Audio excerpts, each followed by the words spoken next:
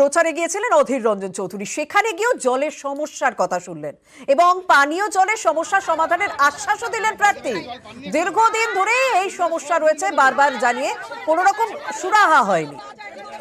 আজ কংগ্রেস প্রার্থীকে নালিশ বহরমপুরের সৈদাবাদের বাসিন্দাদের।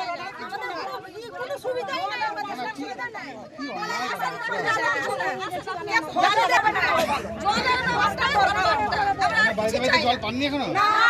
ওদিকে তো সব দিয়ে দিল না।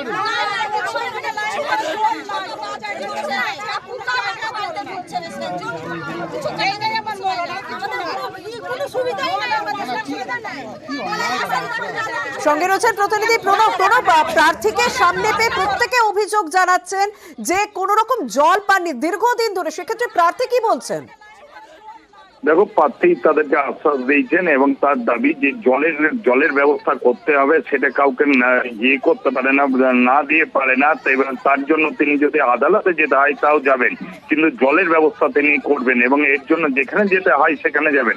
এবং আজকে বহরমপুরের তোমার সৈদাবাদের যে 84 পাড়া রয়েছে একটি বস্তি এলাকা, সেই বস্তি এলাকার মহিলারাই আর কি করেন যে এখানে কোনো রকমভাবে নলকূপের ব্যবস্থা নেই এবং পানীয় জলের সমস্যা এবং দীর্ঘদিন ধরে সেই সমস্যা চলছে।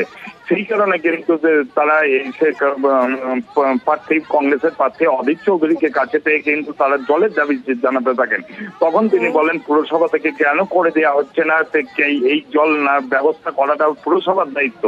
যদি পুরসভার পক্ষ থেকে দাবি করা হয়েছে যে সব জায়গাতেই জলের লাইনের বসানোর কাজ হয়ে গিয়েছে, খুব শীঘ্রই কিন্তু সেখানে ব্যবস্থা হয়ে যাবে।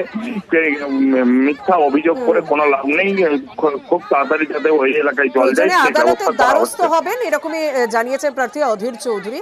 যারা অভিযোগ জানিয়েছেন তাদের অভিযোগটা একবার তাদের মুখ থেকেই শুনি। জলের সমস্যা, একটা পাট্টারের ব্যবস্থা, এমনি তো কোনো কথা নাই। আর বিধবা ভাতার আজ 25 বছর থেকে আমি এমনি হয়ে বেড়াচ্ছি, তো আমার বিধবা ভাতার কোনো মূল্য নেই। মিউনিসিপ্যালিটি কাউকে জানাননি? জানানো হয়েছে, জানানো হয়েছে। এই দিব, এই জিতলে দিব, অমুক করবো, বাস কোনো মূল্য নেই। কি বললেন? উনি বললেন ঠিক আছে ব্যবস্থা করে দিচ্ছি। এগুলো সাধারণ মানুষের এলাকা, 84 পাড়া একটা বস্তি এলাকা। এ কোন ধরনের নৃশংসতা, এই আমার অবাক লাগছে। আমি তাদেরকে বলেছি যে আমরা কর্তৃপক্ষকে বলবো, কারণ জল দেবার ব্যবস্থা করাটা এটা কোনো দয়া নয়, দাক্ষিণ্য নয়, এটা মানুষের অধিকার।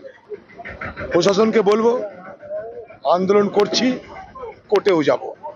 এই এলাকার মানুষের পানীয় জল পাওয়ার মৌলিক অধিকারকে আমরা সুরক্ষিত করবই।